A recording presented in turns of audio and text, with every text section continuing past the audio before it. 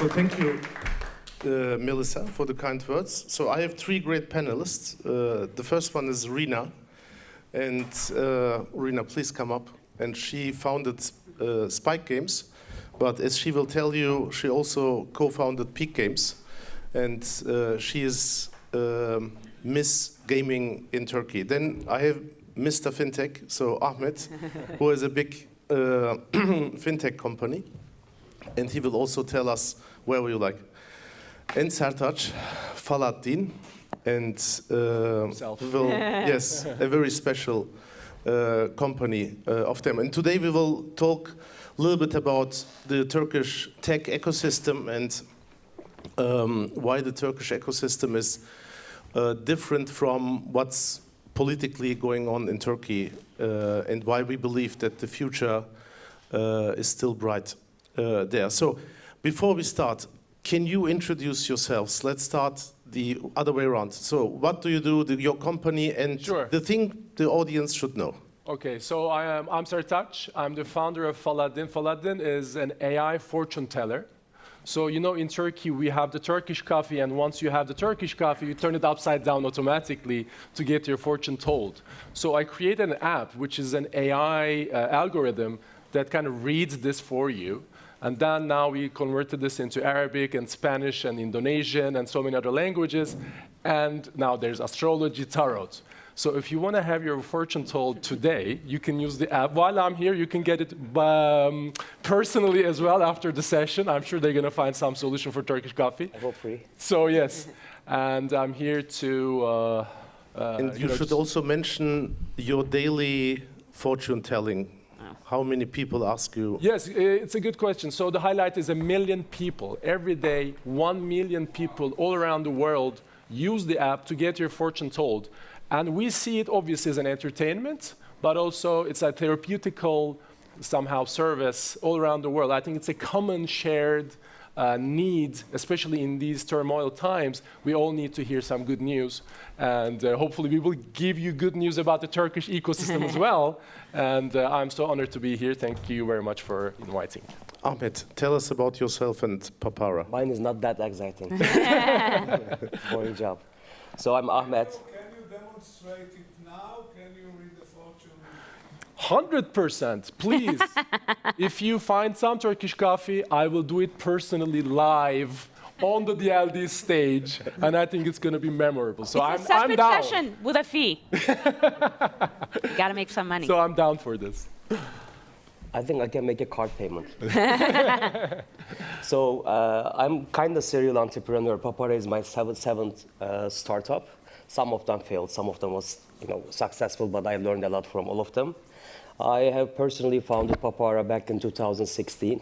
I left my role as CEO, I think, a month ago, and kind of relocated to Berlin just to start something from scratch again. We are trying to expand Papara into Europe these days. And Papara is a typical challenger bank like you have in Europe, like number 26, Monzo, Revolut, and others. But the good part is, we are a great local player that we reached 13 million users, 13 million active account owners. And we have, like Sertaç, actually 1 million users that they use Papara on daily purpose. That's it. Yeah. Nice.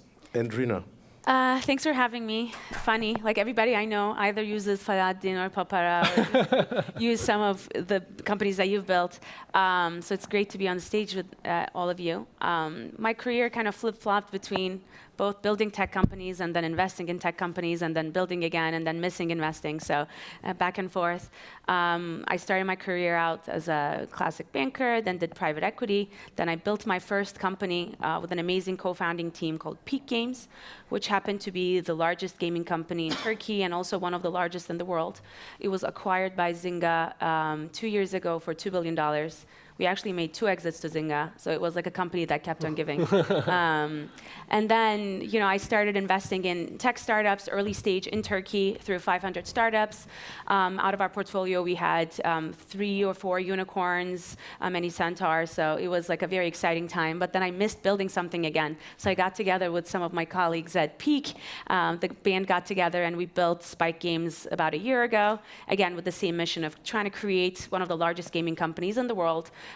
through like being based in Turkey. So that's what I'm doing. You had a massive seed round, by the way. Yes. I think that's something that we need to talk about too. Yes, because of the team, obviously, when we got together, we raised a $55 million seed round, which was pretty obnoxious, I think, you know, as a pre-product company. But that's another story.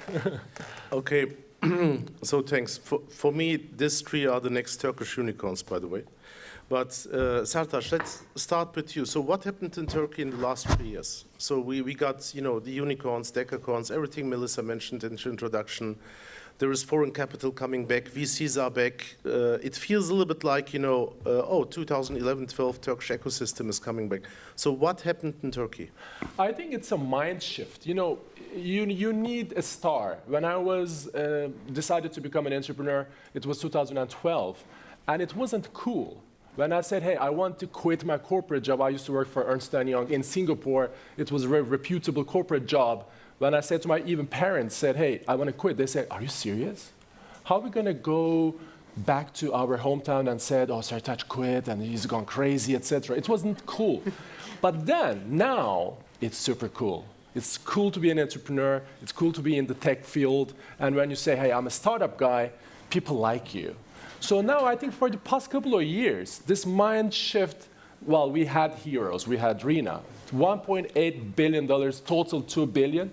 Come on, how are you going to make that much of money without creating a company, without creating a value? And now people are getting inspiration from all those crazy people.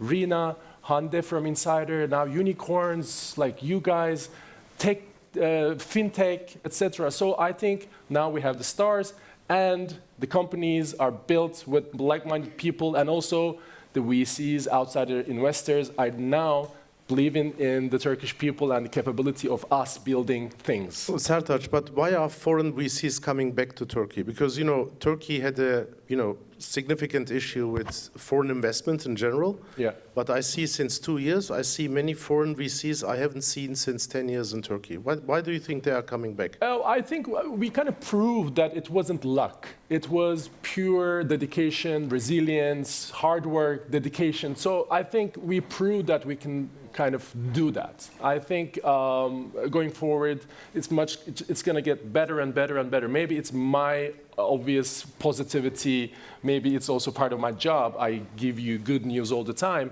I think the Turkish ecosystem will bring more capital in, and I think the VCs now believe that things going to go well in Turkey.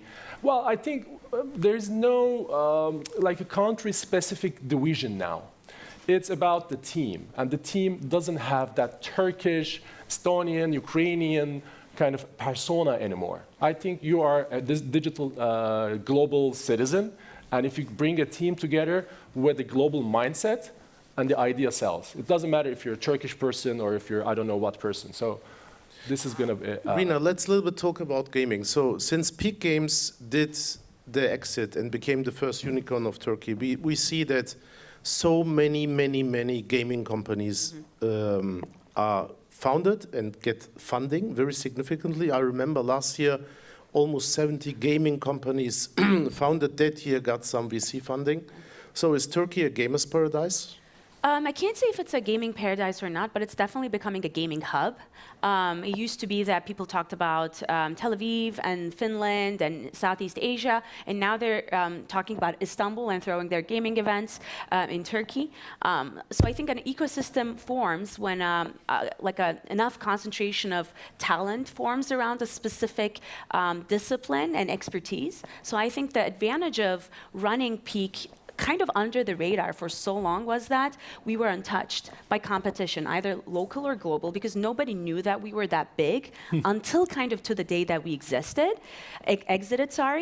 So for 10 years, we were able to cultivate hundreds of people that went through Peak, either stayed until the very end or went out and built other things. So having those 10 untouched years and being able to grow the talent and grow the discipline and the skill set was an incredible gift that I think we gave to the Turkish ecosystem. Because now, like all of those gaming companies that you mentioned that got these massive fundings were somehow, like in their co-founding team, are ex-speakers that I all know. So this created like a very fraternal gaming ecosystem in Turkey where there is obviously healthy competition, but our competition is with the world. So we don't want to compete with each other in the same ecosystem. So, so we have like almost like these gentlemen's or gentlewomen's agreements where we don't, like poach from each other, try to help each other, don't try like compete like head to head, but do complementary things to each other because we're all in the know of what each other are doing. So I think that's why it's like a very collaborative environment, maybe different than some of the other ecosystems around the world. I don't know how long we can keep this environment, but for now, it's very good that we can tap into really experienced talent and build a team that can ship a global or a hit product in 6 months' time that no other ecosystem can necessarily pinpoint. Thank you. Ahmed, you have a question. No, can I please add something? Sure.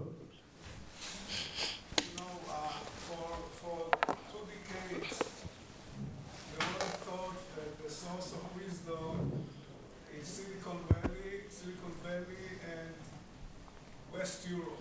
If you are watching, and maybe China in the last half a decade, but if you really go around, move around, and try to see how the ecosystems are developed exactly as you just described, you see that there are some emerging very important areas which are really taking over a big part of the innovation. And one of them is East Europe plus Turkey. I would include them in one unit. And what you saw the following. These countries watched in the beginning of this century what's going on. They created good CS departments in the universities. They developed the culture interest, like Sina, like your own non-for-profit activity in pushing entrepreneurs. And you see some really strange places like Cluj in Romania, where you have assembly of first-class hackers and kids which are building autonomous cars. It's really mind-boggling. The difference, I think, between East Europe / Turkey, I put you in the same basket, I hope you don't object it, and West Europe, that you guys are rising in the morning at 6 o'clock with an idea that you have to go and work and put the great input and change the world. In Silicon Valley, in West Europe, people are still working, but they are more conceited, less motivated maybe. They've already been there, they already saw it. It's now the time of the new areas to become and claim exactly what we saw with Spyke Games. It happened all over the world. It happened in Romania. It happened in Ukraine until the war. It happened in Poland. It happened in Vietnam. It happened in Malaysia, in Indonesia, really in South Africa. You see these people which were 10 years ago, curiosity, taking over the world, and I think this is wonderful. And Sina, I think that you shouldn't be too shy and also tell the people what you are doing in order to enable and to empower these young people, because it is important that all of us experienced investors, experienced angel investors will do it for our countries. You know, really the opportunity for new forces to join this parade is now, and I think what Turkey is doing is a great example of this trends. You know, I watched I think we will talk about them when we have time. We will talk about what we are doing in Turkey in a great matter. You can be sure about that.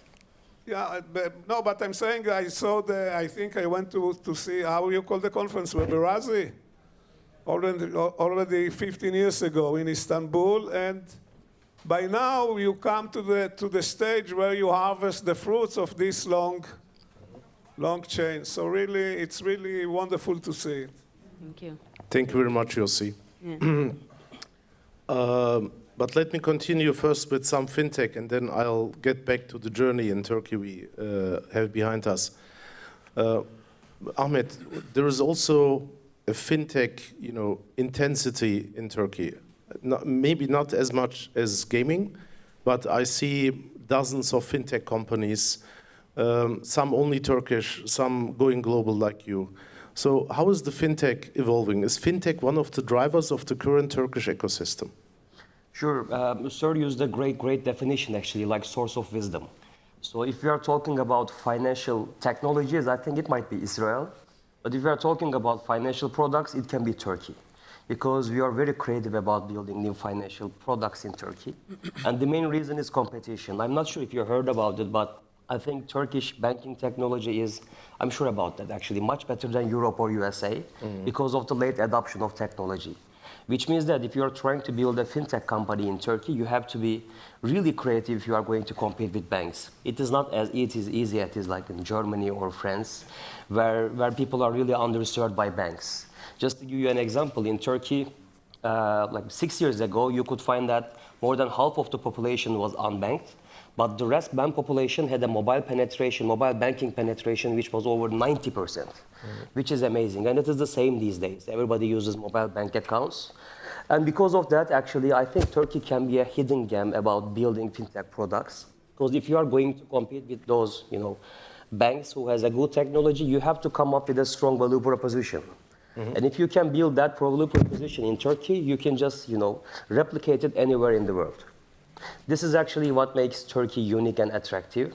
And not like gaming though, because in Turkey still, I think we have more than 450 fintech companies, fintech startups.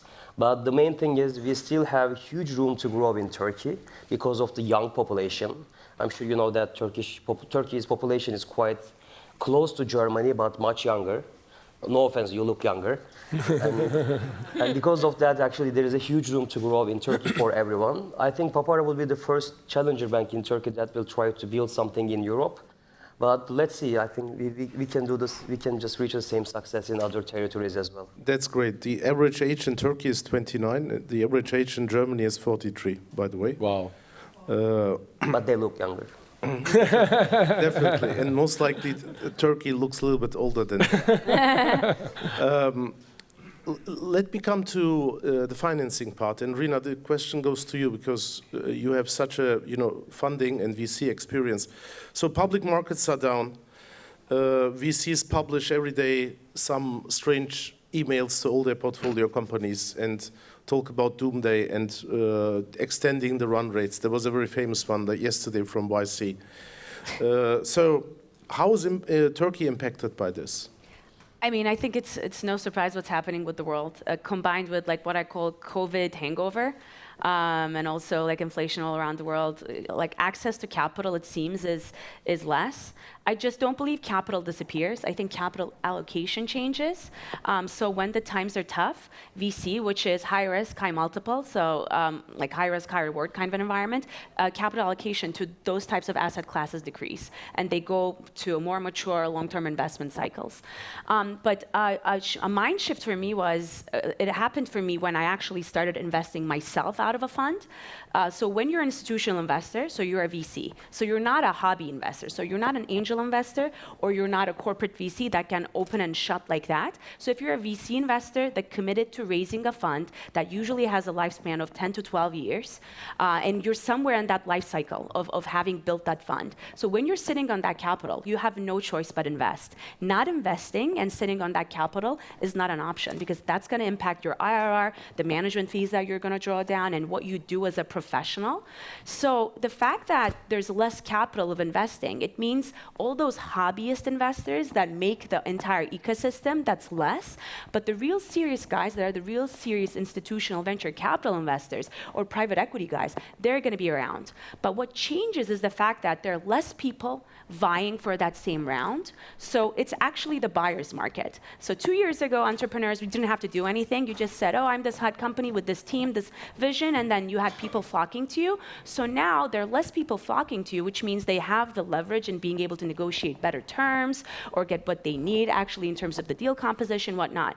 But I think what makes me sleep better at night is that I know for a fact that if we build something of value, of vision, and of impact, there is going to be capital lying around.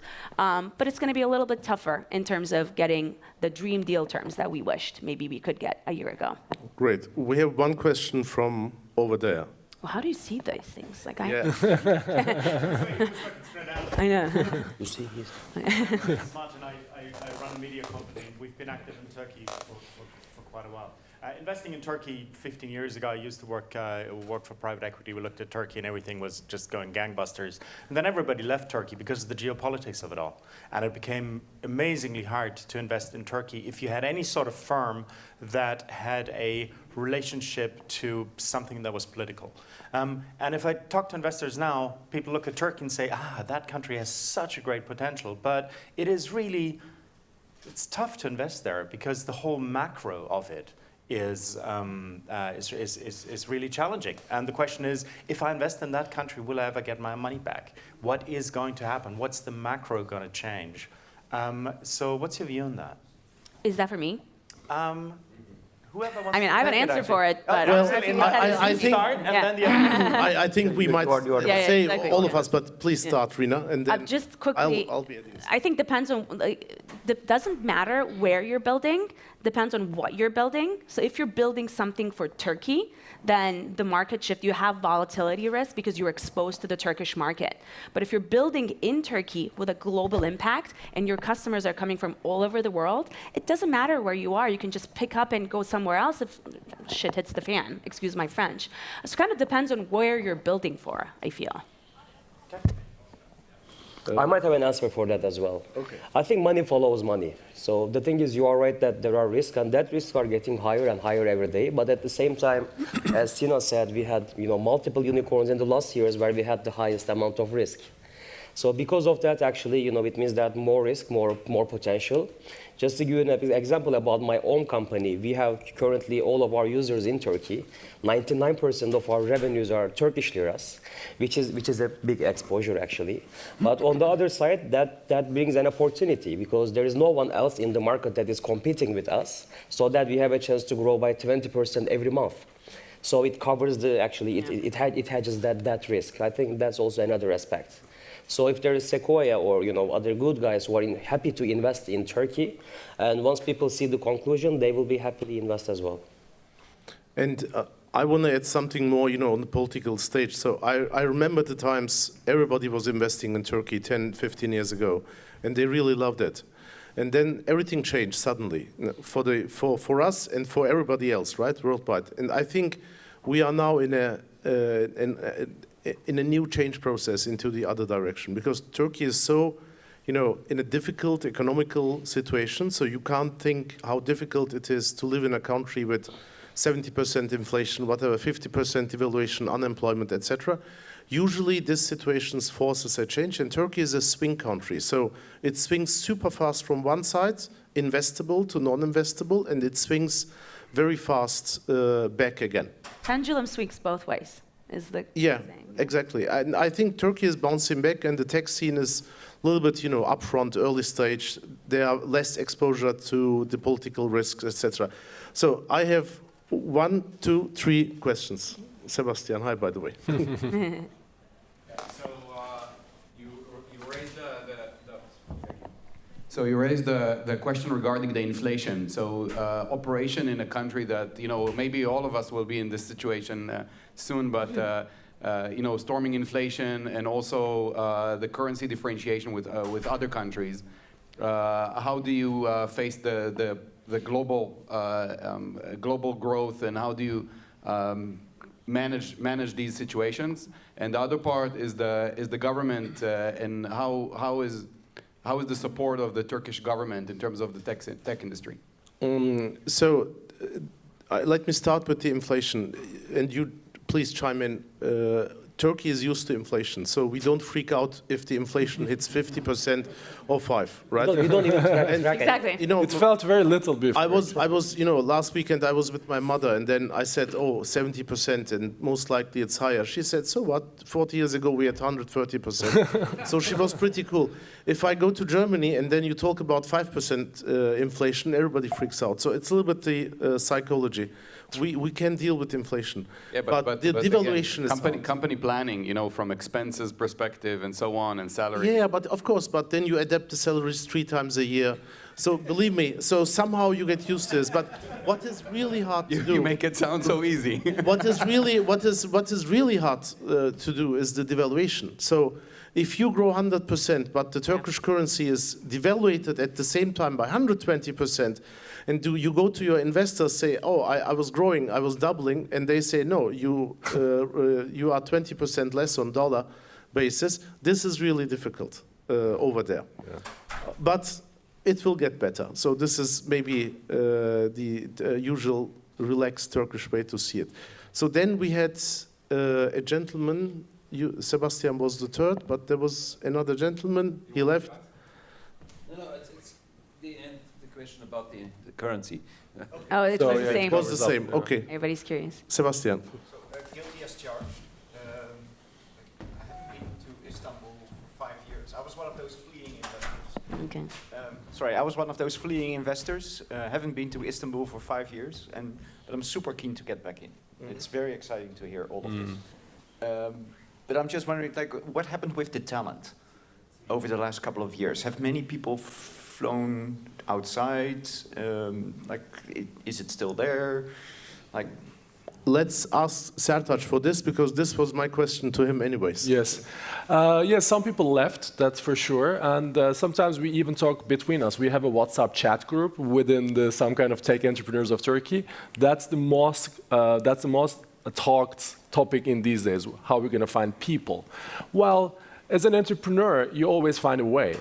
Sometimes either you convert your workforce saying, okay, I'm going to pay you in dollars, you can live anywhere you want, or, you know, well, you try to find talent somewhere else. But what I said previously in my talk, well, there is no like a country-specific kind of formation anymore. I think it's the idea, is the real currency. If it's a Turkish company, well, it's co-founded by some people, and maybe the team is now sitting in Indonesia or Vietnam, what matters is who is creating the value, the impact. So yeah, maybe the talent is now like the Turkish football players all around, but the real Turkish ideas are still there, and maybe we will find a way to either find those talent back in Turkey or replicate it somewhere else, or find some other people around. But you're right, the Turkish talent is now, maybe because of the currency devaluation, is now easily going out, and maybe for the living standards. But it's like Bitcoin, it will come back again. thank you. That's a bad analogy. I hope it will bounce back. So I look at the time, we are already in the reds. If there are no other questions, thank you very much for your attention. And if we are around, if you have any other questions about Turkey, happy to have a chat later with you. Thank you very much, and thank you for the answer.